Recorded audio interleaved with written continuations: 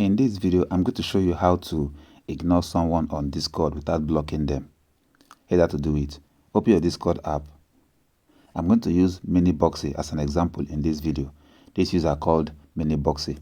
So if you want to ignore him, what I have to do is to click and hold the profile name. It will bring out this window. Now click on the three dots at the top right corner. You will see an option to ignore. Click on it. Ignore Miniboxy. Get space without getting to know them. Hide their profile and messages. Mute their notification and activity.